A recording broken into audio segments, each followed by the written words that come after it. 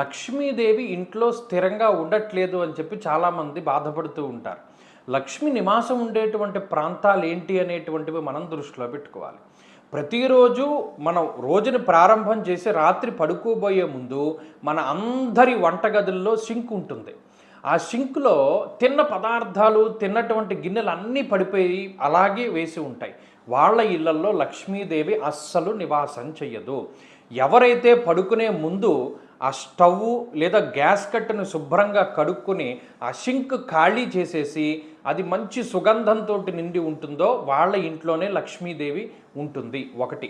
రెండవది, పగిలిపోయినటువంటి అద్దాలు, ఆగిపోయినటువంటి గడియారాలు, మూలల్లో బూజులు పట్టి ఉన్నటువంటి ఇళ్లల్లో లక్ష్మీదేవి ఎప్పుడూ కూడా స్థిరంగా నివాసం ఉండదు.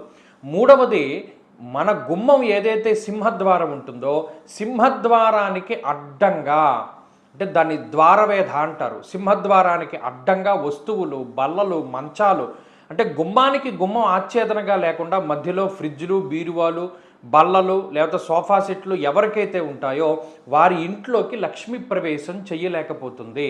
అలాగే తిన్నటువంటి అంట్లు ఏవైతే ఉంటాయో అవన్నీ ఇంటికి ఒక మూల చక్కగా ఎండిపోకుండా ఎప్పటికప్పుడు నీళ్లు పోస్తూ ఉన్నటువంటి వాళ్ళల్లోనే లక్ష్మీదేవి స్థిరంగా నివాసం ఉంటుంది.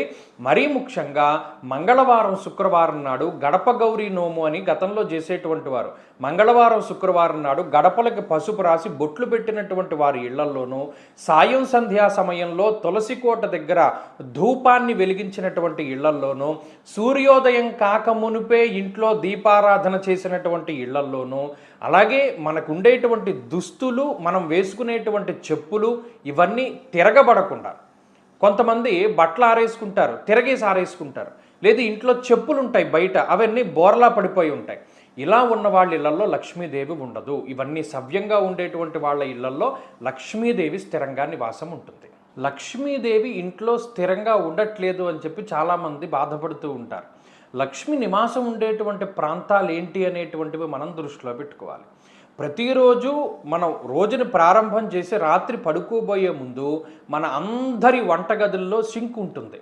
ఆ సింక్లో తిన్న పదార్థాలు తిన్నటువంటి గిన్నెలు అన్నీ పడిపోయి అలాగే వేసి ఉంటాయి.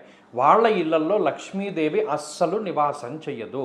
ఎవరైతే పడుకునే ముందు ఆ స్టవ్ లేదా గ్యాస్ కట్టను శుభ్రంగా కడుక్కొని ఆ సింక్ ఖాళీ చేసేసి అది మంచి సుగంధంతో నిండి ఉంటుందో వాళ్ళ ఇంట్లోనే లక్ష్మీదేవి ఉంటుంది. ఒకటి.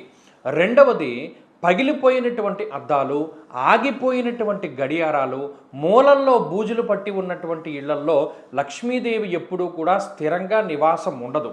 మూడవది, మన గుమ్మం ఏదైతే సింహద్వారం ఉంటుందో సింహద్వారానికి అడ్డంగా, అంటే దాన్ని ద్వారవేధ అంటారు, సింహద్వారానికి అడ్డంగా వస్తువులు, బల్లలు, మంచాలు, అంటే గుమ్మానికి గుమ్మం ఆచ్ఛేదనగా లేకుండా మధ్యలో ఫ్రిడ్జ్లు, బీరువాలు, బల్లలు లేకపోతే సోఫా సెట్లు ఎవరికైతే ఉంటాయో వారి ఇంట్లోకి లక్ష్మీ ప్రవేశం చెయ్యలేకపోతుంది.